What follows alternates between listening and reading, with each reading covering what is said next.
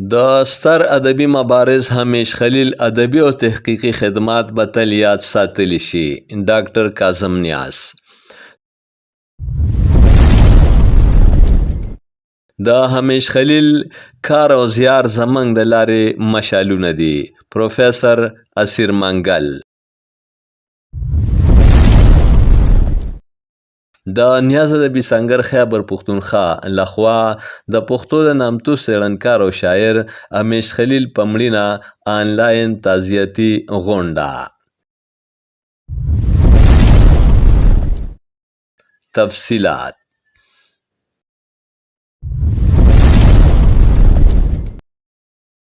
د همیش خلیل ادبي او تحقیقي خدمات به تل یاد ساتلی شي. همیش خلیل په یوازې ځان یوه اکیډمي وه.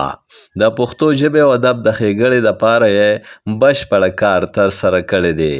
همیش خلیل پخپله هم د لوړ فکر او سوچ څښتن او لوی فلسفي خلیل جبران یې ډېر خوښ و، ځکه نو خپل نوم سره د خلیل تخلص اضافه یې د خلیل جبران په بنیاد کړې وه.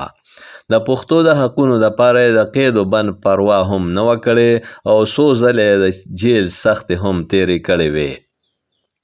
دا خبرې د نیاز ادبي سنګر خیبر پښتونخوا د صدرتي ایوارډ یافته لیکوال او شاعر همیش خلیل په هکله آنلاین تعزیتي غونډه کې د سنګر د کابینې غړو کړي دي.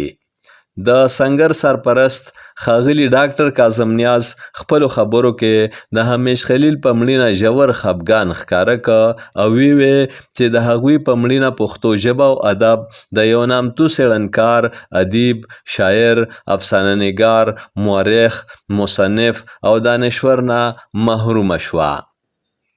ډاکټر کاظم نیاز وویل چې همیش خلیل خپله ځواني او پیري دواړه د پښتو د سره زار کړي دي. داسې شخصیتونه ډېر کم دي چې د خپلې مورنۍ ژبې د ترویج او د ودې دپاره بغیر د څه وقفې مسلسل مبارزه جاري وساتي او خپلې ژبې ته په دومره لوی مقدار کې علمي او تاریخي مواد ورکړي چې ژبه پرې د غني کېدو لوري ته روانه شي. ډاکټر کاظم نیاز زیاته کړه چې د همیش خلیل د پښتو دپاره خدمات به تل یاد ساتلی شي. د نیاز ادبي سنګر چیرمن پروفیسر اسیر منګل وویل چې همیش خلیل صاحب اوس په موږ کې نشته، خو ولې کار او زیار یې زموږ د لارې مشالونه دي. هغوی په یوازې ځان یوه اکیډمي وه. په تخلیق کې که موږ د هغوی شاعرۍ ته ګورو یا یې د افسانو مجموعې چارګل ته ګورو، نو د یو زبردست تخلیقکار په حیث مخې ته راځي. او که تحقیق، تنقید او تدوین ته یې ګورو، نو هغه د حیرانتیا خبره ده چې په یوازې ځان یې څومره ډېر کار کړی دی. اسیر منګل زیاته کړه چې همیش خلیل په پښتو کې د پخواني اتلانو شاعرانو کم دیوانونه پیدا کړي او چاپ کړي دي، په کلاسیک کې یې چې کم کار کړی دی او په دیوانونو یې کمې سریزې لیکلي دي، هغه د پښتو یوه ډېره لویه سرمایه ده. پروفیسر اسیر منګل وویل چې پښتانه لیکوال او د قلم خاوندان کتابونه یې هم د ستاینې او یادونې وړ لوی کار دی. چیرمن اسیر منګل دا هم وویل چې د همیش خلیل نوم به د خپل کار او زیار په اساس راتلونکي وخت کې په زرینو ټکو لیکلی شي. د نیاز ادبي سنګر سینیر وایس چیرمن ډاکټر علم یوسفزي په خپلو خبرو کې وویل چې همیش خلیل بغیر د څه لالچ، بغیر د څه عهدې اخیستو امتیاز نه د یو پښتون بچي په حیثیت د پښتو دپاره کار کړی دی. نوموړی د پښتو د پرمختګ دپاره یو خدایي خدمتګار و. د پښتو د حقونو په لړ کې د څه دباو ښکار شوی نه و او نه یې چېرته د قید و بند پروا کړې وه، بلکې څو ځله جیل ته هم تللی و او دې لړ کې یې د جیل سختۍ برداشت کړې وې. د سنګر وایس چیرمن ایډمن میرویس خان نیاز خپله آنلاین رابطه کې ووی چې د پښتو ژبې او ادب د روزنې پالنې او ترقۍ په لړ کې چې د امیش خلیل صاحب په پښتنو او په دې خاوره کم احسانات دي د هغې احاطه ګرانه ده.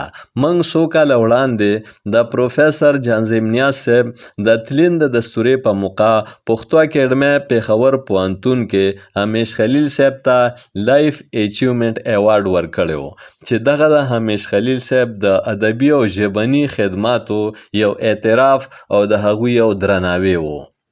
وایس چیرمن ډاکټر ګلزار جلال یوسفزي ووی چې د همیش خلیل د شخصیت ډېر اړخونه دي. هغه پخپله هم د لوړ فکر او سوچ څښتن او لوی فلسفي خلیل جبران یې ډېر خوښ و، نو ځکه خپل نوم سره د خلیل د تخلص اضافه یې د خلیل جبران په بنیاد کړې وه. هغه یو ښه نثرنګار و، یو ښه شاعر و، یو ښه ادیب و، یو ښه افسانه نګار و، یو ښه څېړنکار او مورخ و او خپل کار سره یې پوره انصاف کړی و. د آنلاین تعزیتي غونډې د نظامت چارې د نیاز ادبي سنګر جنرال سیکرټري او لیکونکي امجد علي خادم ترسره کړې. د غونډې په نورو ګډونوالو کې فاینانس سیکرټري فریدون خان، ډیپټي جنرال سیکرټري حمیدالرحمن نادان، ډیپټي جنرال سیکرټري وقار لایق، پریس سیکرټري ډاکټر ګوهر شاه ګوهر، میډیا سیکرټري صادق امنزی، د کابینې غړي ډاکټر عبدال نیاز او د سنګر د کلچر وینګ فیاض خان خیشکی شامل وو. د غونډې په آخر کې د همیش خلیل د بخښنې او لویو درجاتو او د هغوی د کورنۍ پاتې غړو ته د دې لوی غم د زغملو دپاره دعا وکړې شوه. همیش خلیل صاحب ته په ادبي خدماتو د پاکستان حکومت صدارتي ایوارډ ورکړی. بل خوا د افغانستان صدر اشرف غني د پښتو د خدماتو په لړ کې په صدارتي میډال نازولی و. په 26 سپتمبر کال 2020 دوی ته پروفیسر جانظیم نیاز لایف اچیومنټ ایوارډ ورکړی شوی و.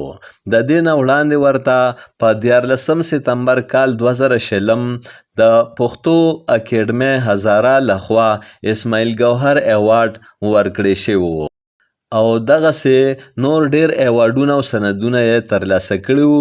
په ګڼو سیمینارونو کې یې برخه اخیستې وه. پښتو اکیډمۍ پېښور پوهنتون سره خاص رشته وه. کورودان یې څو کاله وړاندې حق رسېدلې وه. په بچو کې یو زوی مخکې وفات و او 2 زامن یې ژوندي دي چې یو د دوایانو بزنس کوي او بل د یورپ په یو ملک کې مېشته دی. همیش خلیل صاحب په یو وخت یو ښه شاعر، ادیب، څېړنکار، افسانه نګار، مصنف، مؤلف، صحافي او فکري سیاسي مبارز و.